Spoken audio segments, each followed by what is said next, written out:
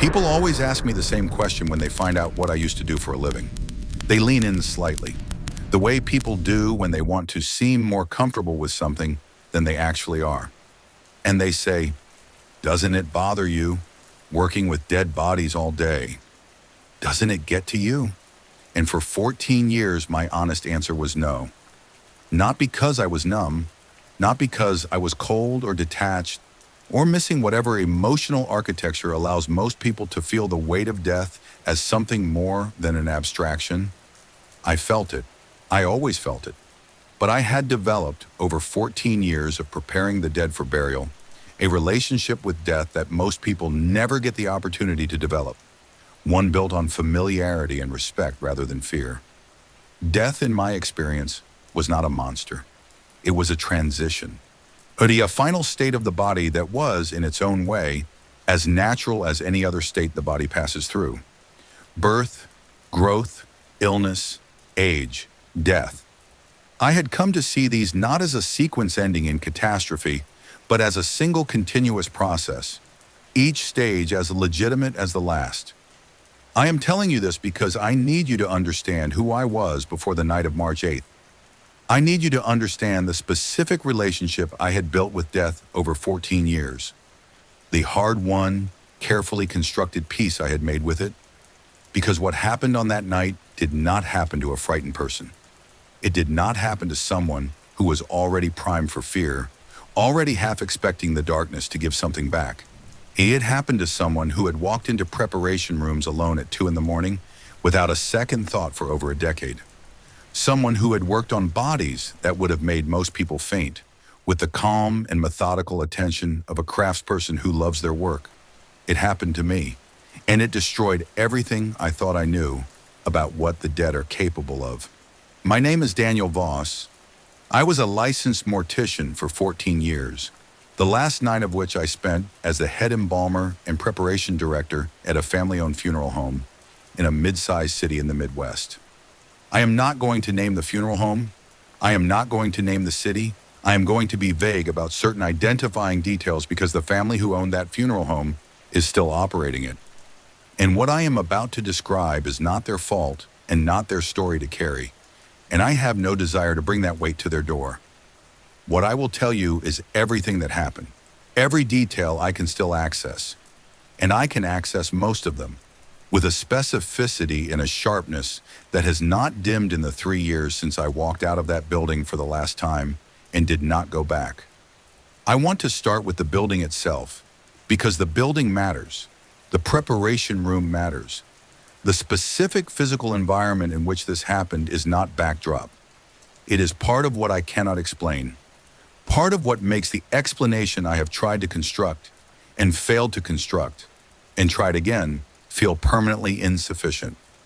The funeral home was a converted Victorian house, 3 stories, built in the 1890s and continuously operated as a funeral home since the 1940s. The owners, the Hartwell family, 3rd generation, had maintained it with the particular combination of period sensitivity and practical modernization that old buildings require. The exterior was original, or close to it. The wide porch, the dark shutters, the kind of architectural gravity that makes people lower their voices when they approach it. The interior had been thoughtfully updated over the decades. Climate control, updated electrical, ADA compliance.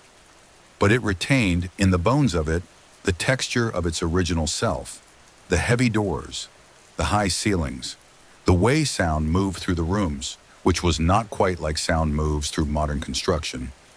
More absorbed, more contained, as if the walls had been listening for so long that they had learned how. The preparation room was in the basement. This is standard. It has always been standard for practical reasons. Temperature, privacy, separation of the functional from the presentational. You do not want the families who come to view their loved ones moving through the same spaces where the preparation work happens. The 2 worlds need to be distinct. The basement was the work world. The floors above were where grief was held and tended. I had spent 9 years in that basement. I knew every surface of it. I knew the sound the fluorescent lights made when they first came on. A brief high flicker before settling into their steady hum. I knew the particular smell of the room at different points in the preparation process, which I will not describe in detail, but which had long since ceased to register as anything more than professional context. I knew the way the drain in the center of the floor caught the light differently depending on whether it was wet or dry. I knew the exact position of every instrument on the tray, every supply in the cabinet, every item in the room so thoroughly that I could have navigated it blindfolded. I knew that room the way you know the rooms you have lived your working life in, with the absolute unquestioned familiarity of total habituation. On the night of March 8th, that familiarity became the most frightening thing I had ever experienced, because something in that room was different. And the part of me that knew the room so completely, the part that would have noticed instantly and automatically if a single instrument had been moved or a single supply had been misplaced, that part of me knew it was different before the conscious part of me had caught up. But I am getting ahead of myself. Let me take you back to the beginning of that night. I had been working extended hours that week. March is a difficult month in the funeral business. There is a well-documented pattern of increased deaths in late winter, particularly among the elderly, and that year had been no exception. We had received 6 bodies in 4 days, which is high volume for a single location independent funeral home, and I had been managing the preparation work largely alone because my assistant, a young man named Terry, who had been with me for 2 years and was developing into an exceptional embalmer, was out with an injury to his hand that had happened outside of work and that had temporarily taken him off any task requiring fine motor control. So I was alone. This was not unusual. I had worked alone in that preparation room hundreds of times over the years. It did not occur to me to see it as a vulnerability. The body that had come in that afternoon was a man named Walter Kane. I know his name because I have thought about him almost every day for 3 years, and because I looked up his obituary several weeks after I left, in a moment of needing to confirm that he had been real, that he had existed in the world in the ordinary ways that people exist. He had. He was 73 years old. He had been a retired postal worker, and he had a wife of 48 years, 2 adult sons, 4 grandchildren. He had died of congestive heart failure in the hospital, where he had been a patient for 6 days prior to his death. His death certificate was straightforward. His history was straightforward. There was nothing in Walter Kane's paperwork that prepared me for what happened when I was alone with him in that basement. I had begun his preparation at approximately 9 in the evening, after completing the paperwork and the initial documentation. My routine was consistent and deliberate. I had performed it so many times that it had become a kind of meditation, each step following the last with the organic inevitability of something that has been done correctly so many times that it knows its own way. I positioned the body. I completed the external examination and documentation. I prepared my instruments.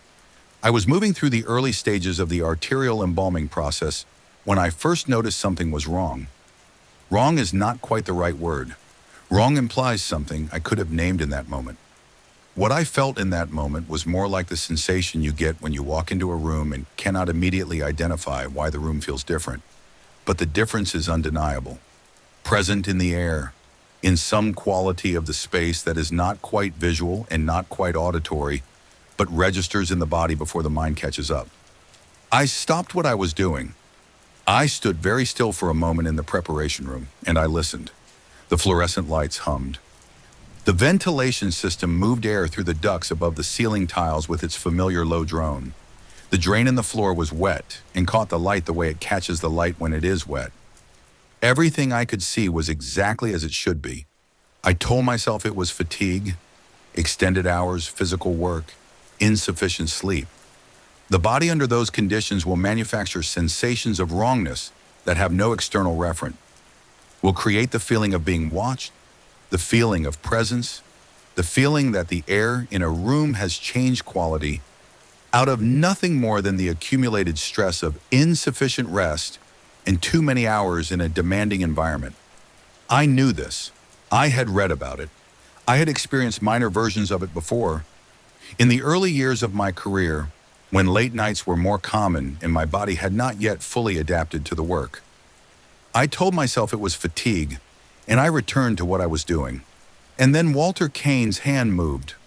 I need to stop here and be precise, because I have spent 3 years being precise about this in my own mind, interrogating it from every angle, applying every framework I have access to. I am not a man given to exaggeration or embellishment. I have never been.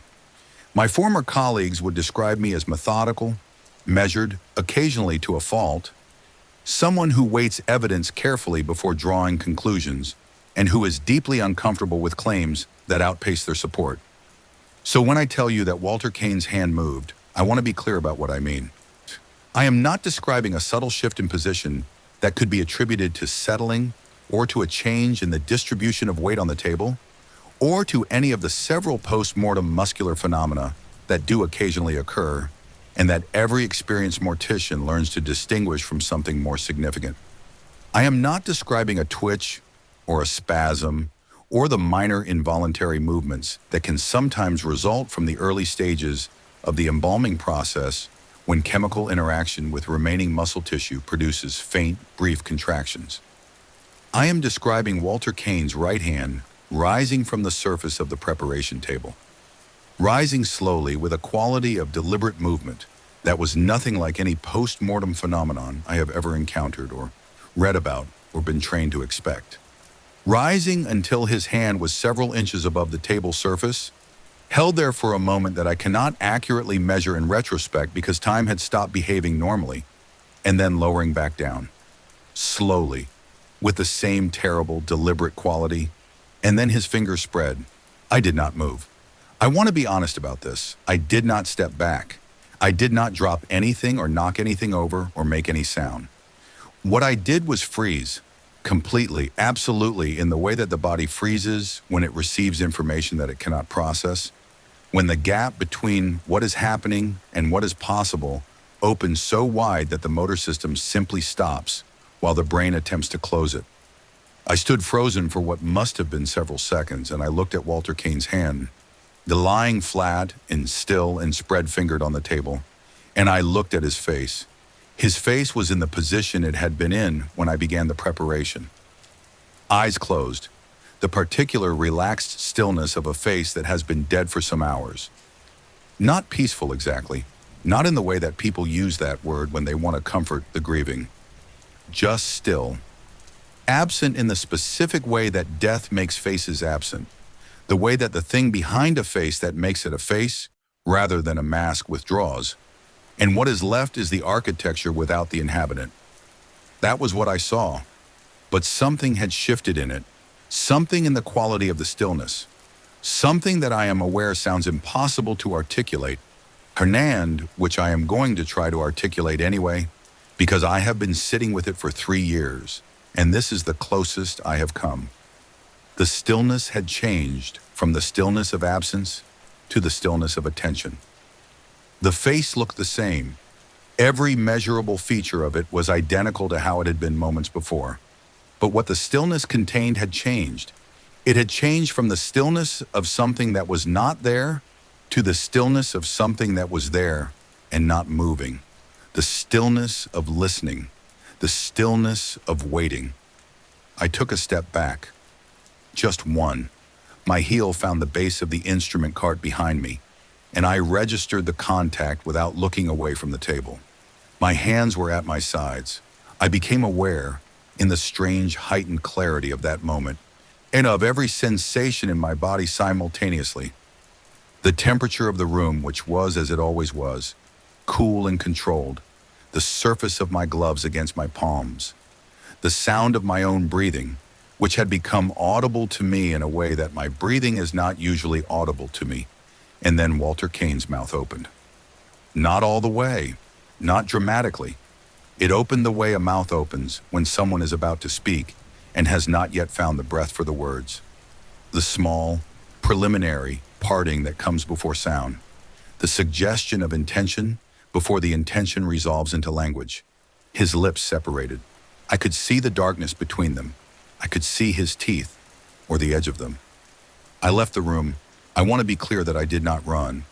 I walked quickly, but I walked. Because some part of me was still insisting on the dignity of composure. The professional reflex of a man who has spent 14 years being the calm one in rooms full of grief and fear. I walked out of the preparation room and into the hallway at the base of the stairs, and I put my back against the wall, and I stood there. Do not know how long I stood there. Long enough for my breathing to return to something like normal. Long enough for the fluorescent light in the hallway to flicker once and steady itself, which it did occasionally, and which I noted with a detached portion of my attention as a fact about the world that was continuing to function according to its usual rules, which felt important in that moment. The light still flickered. The ventilation still droned. The building still had all its ordinary sounds. I thought about what I had seen. I applied every professional framework I had. Post-mortem spasm, cadaveric spasm, is real and documented, but occurs at the moment of death, not hours later. Gas accumulation in the body can produce movement, but not the sustained, directional, deliberate movement I had witnessed. Neurological residue, the rare continuation of electrical activity in recently deceased tissue, is documented but does not account for the coordination I had seen, the sequential quality of it, the hand, and then the fingers, and then the face, and then the mouth. None of the frameworks fit. None of them came close. I went back in. I am still not entirely sure why. Professional obligation is part of it. Walter Kane had a family who needed him prepared. His wife of 48 years was going to stand over a casket in 4 days and say goodbye to a man she had spent half a century with.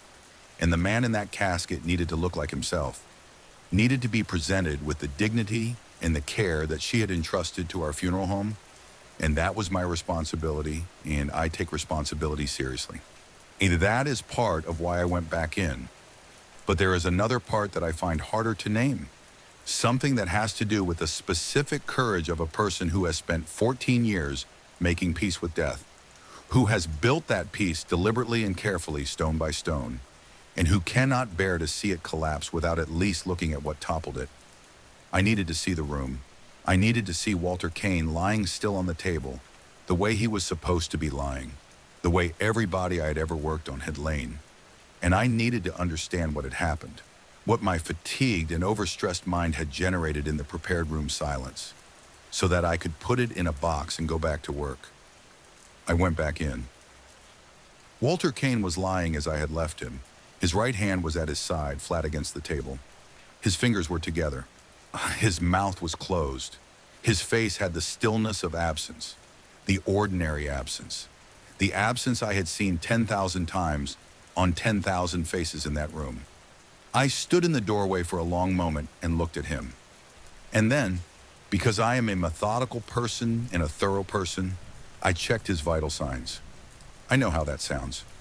I know that a man who has been certified dead, who has been transported from a hospital morgue with a complete death certificate, who has been in my possession for several hours and has been through the preliminary stages of preparation, I know that checking his vital signs at that point is not a medical procedure. It is a ritual. It is the thing you do when your mind is telling you something that your professional training is insisting cannot be true. And you need the ritual of checking to close the gap between those two things. There was no pulse. There was no respiration. His body temperature was consistent with the hours he had been dead. Everything was as it should be. I stood at the table and looked at Walter Kane's face, and I made a decision. I made the decision that I was going to complete the preparation, and I was going to do it with the same attention and care I brought to every preparation I had ever done. And I was going to treat what I had seen as exactly what my rational mind was insisting it must be, a product of fatigue and stress and an overloaded nervous system. And I was going to finish the work and go home. I worked for another 40 minutes. I worked carefully. I worked methodically. I will admit, less willing than usual to let my attention drift from Walter Kane's face to the instruments or the documentation or any of the other things that a preparation requires your attention to move between. But I worked. And for 40 minutes, he was still. He was simply, completely, permanently still, the way the dead are still, and I began to feel the rational explanation settle back into place, the way a dislocated joint settles when the muscles around it finally relax. I was nearly finished. I was completing the final stages of the facial preparation, the detailed work that requires the closest attention, when I became aware that I was not alone in the room. I do not mean that someone had come in. The door was in my peripheral vision and it had not moved. I do not mean that I heard something. The room's soundscape had not changed. And I mean that the quality of the space around me had shifted in the same way it had shifted earlier. That sensation of wrongness that I had tried to attribute to fatigue, the sense that something in the air had changed, except that this time it was stronger, unmistakable, impossible to attribute to anything ordinary. I looked up from my work. Walter Kane's eyes were open. Not the way eyes open when post-mortem gases or settling causes the eyelid to drift. The partial, asymmetric, unfocused opening that experienced morticians learn to correct as a routine part of facial preparation. His eyes were open the way eyes open when someone opens them, fully, symmetrically, and they were not unfocused. They were not the flat, lightless, fixed quality of eyes in death, rain which I had seen so many times that I knew it the way I knew my own name. They were looking at me. I have tried many times to find a different description for this. I have tried to find a description that is more defensible, more consistent with what is possible, more easily attributable to the documented phenomena of post-mortem ocular change, or to the well-understood tendency of the human perceptual system to read intentionality into configurations of features that only resemble intentionality, what psychologists call pareidolia of the face. I have tried. I cannot find one that is honest. Walter Kane's eyes were looking at me, with an attention that was not the attention of the living, not quite. Something older than that, something that existed at a depth below what the living face normally reaches, but which was undeniably directed at me, specifically, in the way that attention is directed when something has something to communicate and is waiting for the conditions under which communication is possible. And then he spoke. Not words, not anything I could transcribe, not in any language I recognize. What came from Walter Kane's open mouth in that preparation room was a sound that I have spent 3 years trying to describe and have gotten no closer to than this. It was like a voice at the very edge of audibility, not whispering, but present in the way that sounds are present when you are not quite sure whether you are hearing them or whether the hearing is happening somewhere else, somewhere inside rather than outside. It lasted for perhaps 3 seconds, and then it stopped.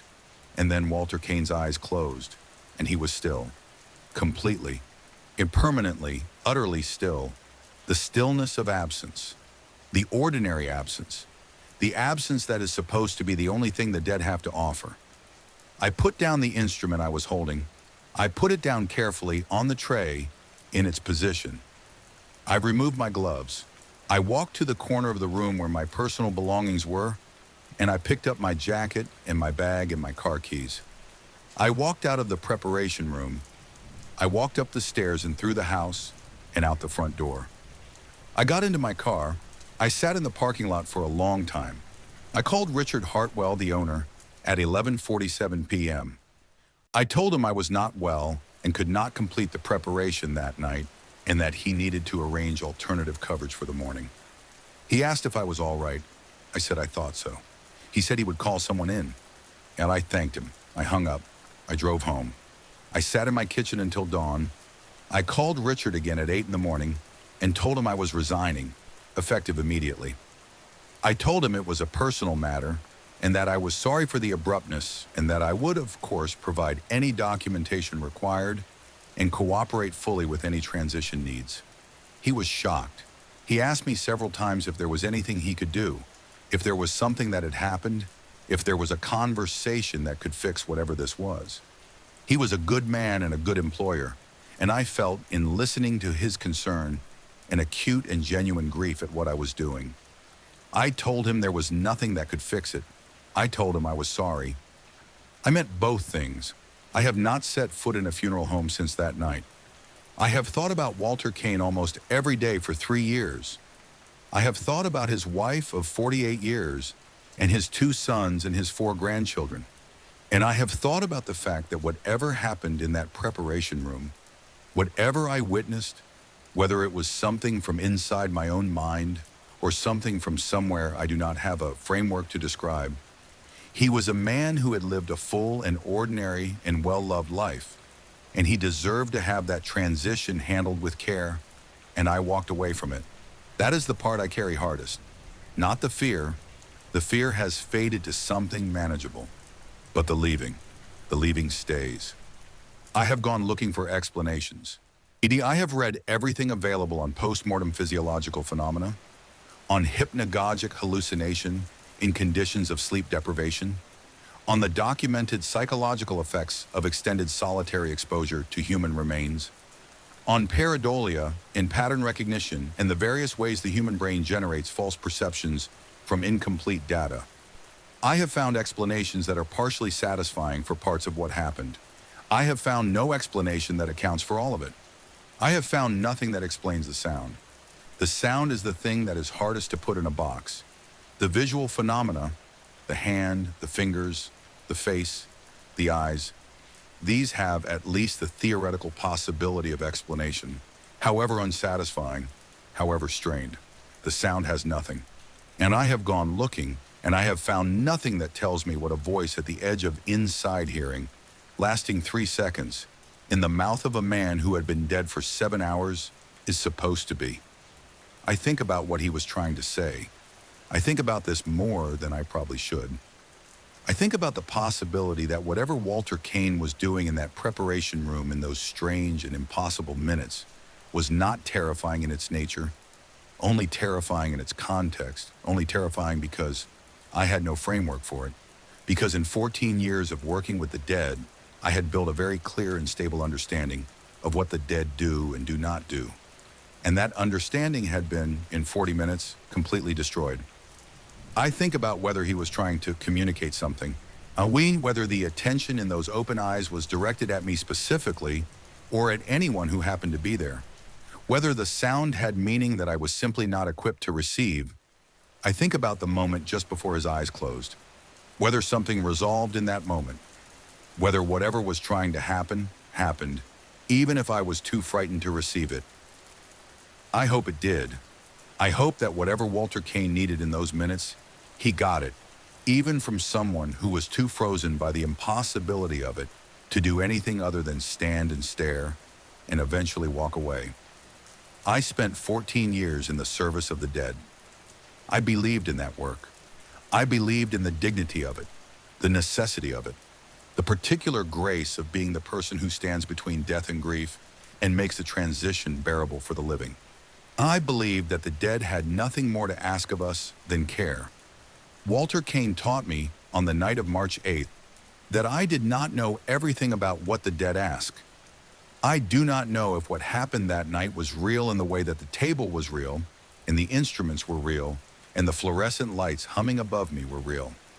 I do not know if it was something my mind generated from exhaustion and stress and 14 years of proximity to death. I'm finally cracking under accumulated weight in a way I had never anticipated. What I know is this. I walked into that building on the night of March 8th, a man who had made peace with death. I walked out of it something else. A man who understood, for the first time in 14 years, that his peace had been built on an assumption. The assumption that the dead are finished, that whatever they were, they are no longer. That death is a closed door, and what matters is what it leaves behind for the living to manage. I do not make that assumption anymore.